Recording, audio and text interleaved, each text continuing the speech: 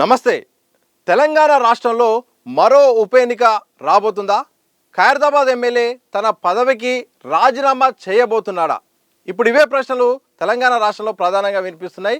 దానం నాగేందర్ తాజాగా చేసిన వ్యాఖ్యల నేపథ్యంలో ఈ అంశానికి కూడా ప్రాధాన్యత కూడా సంతరించుకుంది.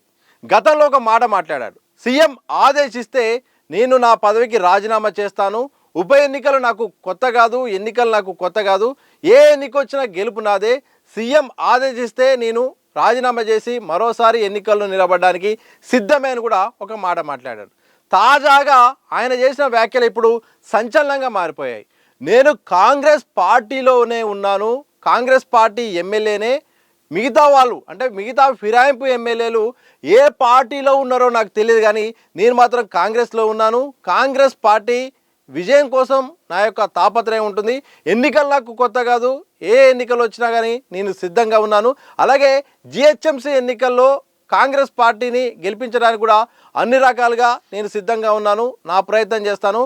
300 సీట్లలో 300 డివిజన్లలో మెజార్టీ స్థానాలు గెలుపొంది ఎంఐఎం మద్దతుతో మేయర్ పీఠాన్ని కైవసం చేసుకుంటానని కూడా ఆయన మాట్లాడారు. దీంతో ఇక ఆయన చేసిన వ్యాఖ్యలు ఇప్పుడు పెద్ద చర్చ జరుగుతున్నది.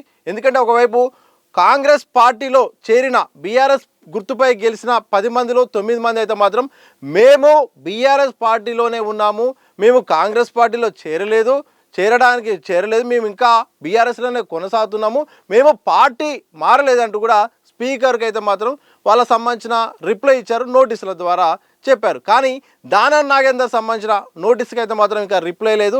ఆయన మాత్రం బహిరంగంగా చాలా స్పష్టంగా అయితే మాత్రం నేను కాంగ్రెస్లోనే ఉన్నానని చెప్పారు. ఎందుకంటే ఇక్కడ ఎవిడెన్స్ చాలా కీలకం. గత 5 ఎమ్మెల్యేలకు సంబంధించిన విషయంలో భాగంగా తెలంగాణ స్పీకర్ అయితే మాత్రం ఏం చెప్పాడంటే వీళ్ళు పార్టీ మారని ఎక్కడ కూడా ఆధారాలు లేవు, ఎలాంటి ఆధారాలు చూపలేకపోయింది బీఆర్ఎస్ పార్టీ, అందుకోసమే వీళ్ళు పార్టీ మారన్న సంకేతాలు లేవు కాబట్టి వీళ్ళు బీఆర్ఎస్ ఎమ్మెల్యేలే, వీళ్ళు కాంగ్రెస్లో చేరలేదని కూడా ఆయన తీర్పునిచ్చారు. మిగతా 5 మంది తీర్పు ఇవ్వాల్సిన అవసరం ఉంది. మిగతా 5 మందిలో 4 అయితే మాత్రం వాళ్ళు ఇప్పటికే రిప్లై ఇచ్చారు. దానం నాగేందర్ గారు అయితే పెండింగ్లో ఉంది. ఆయన తాజాగా చేసిన వ్యాఖ్యల నేపథ్యంలో మాత్రం చాలా స్పష్టంగా ఆయన రాజీనామా చేయడానికి సిద్ధంగా ఉన్నాడు. అలాగే ఉప ఎన్నికను తట్టుకోవడానికి ఉప ఎన్నికకు కూడా ఆయన మొత్తం రంగం సిద్ధం చేసుకున్నట్టయితే మాత్రం ఆయన కాన్ఫిడెంట్ లెవెల్ బట్టి చూసినా, ఆయన నేరుగా ఆయన మాట్లాడిన దాన్ని బట్టి చూసినా సిద్ధంగా ఉన్నాడు. అంటే ఒక రకంగా స్పీకరు అతనిపై ఇక బహిష్కరణ వేటు వేసినా కానీ తనకు కావాల్సిన ఎవిడెన్స్ అయితే మాత్రం దానం నాగేందర్ మాటల్లోనే ఇచ్చాడు. నేను కాంగ్రెస్ పార్టీలో ఉన్నాను అని ఒక మాట మాట్లాడడంతో ఆయన ఇక ఏకంగా సాక్ష్యము ఆయన నోటి ద్వారానే వచ్చింది కాబట్టి స్పీకర్ అనర్హత వేటు వేయడానికి చాలా స్పష్టమైన ఆధారాలు అయితే మాత్రం తనకు తానే ఇచ్చారు. అంటే తనకు తెలిసి తెలవకని కాదు, తనకు తెలుసు.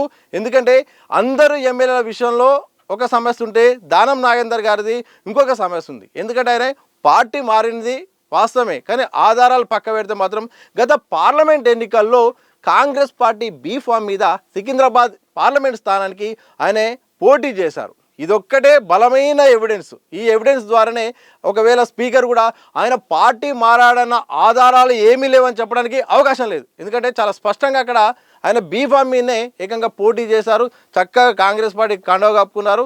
ఆ ఆధారాలతోనే అనర్హత వేటుకి ఏమైనా అవకాశం ఉందంటే అందులో ఏవనైతే మాత్రం దానం నాగేందర్ గారే ఉండే అవకాశం ఉంటుంది.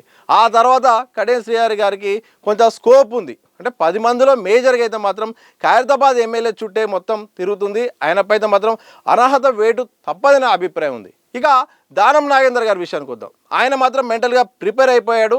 ఖైరతాబాద్కు బైపోల్ తప్పదు, బైపోల్లో పోటీ చేయాలని ఒక ఆలోచనతో ఉన్నాడు.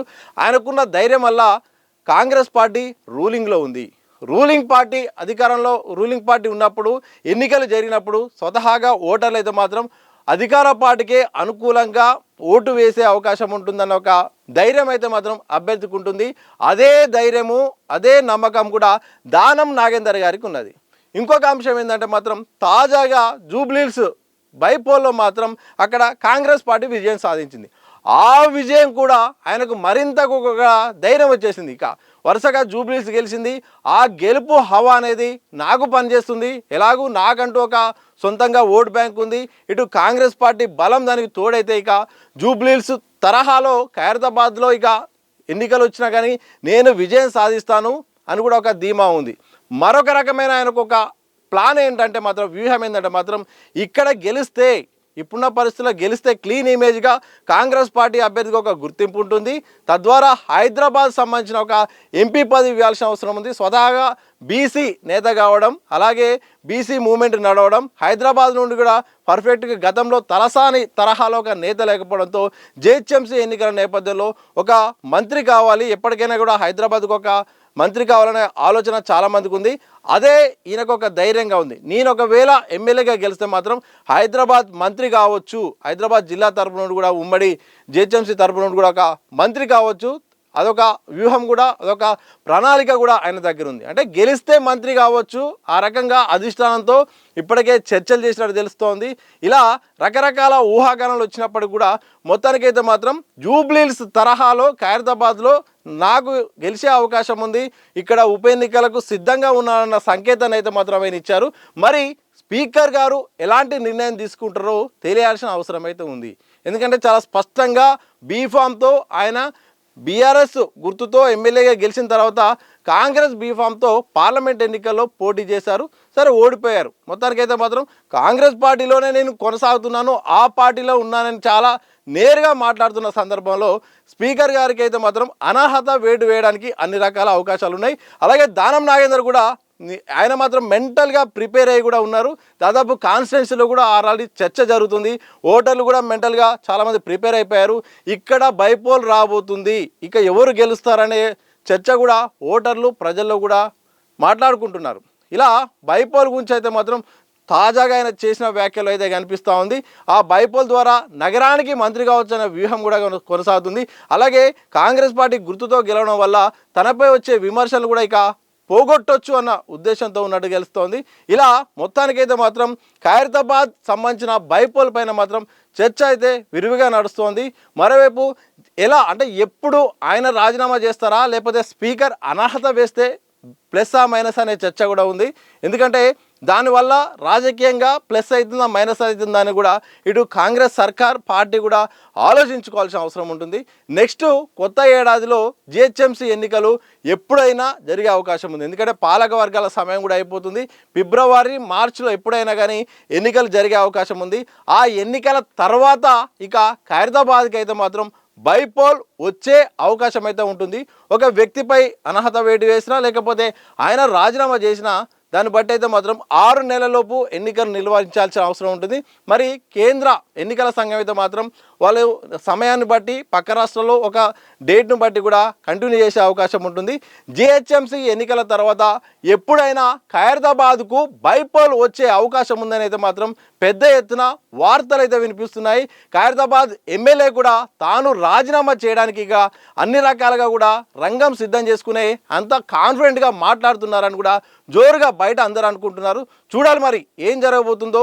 త్వరలో ఖైరతాబాద్లో బైపోల్ రాబోతుందా, దానం నాగేందర్ తన పదవికి, ఎమ్మెల్యే పదవికి రాజీనామా చేయబోతున్నాడా, లేకపోతే స్పీకర్ ఫిరాయింపులో భాగంగా అనర్హత వేటు వేస్తాడా? ఈ ప్రశ్నలకైతే మాత్రం మరికొద్ది రోజుల్లో ఒక స్పష్టమైన సమాధానం అయితే అందరికీ దొరికే అవకాశం ఉంది. ఈ వీడియో మీకు నచ్చినట్లయితే లైక్ చేయండి, షేర్ చేయండి. అలాగే మరిన్ని ఇలాంటి వీడియోలు కావాలంటే మాత్రం దిశ టీవీని సబ్స్క్రైబ్ చేసుకోండి.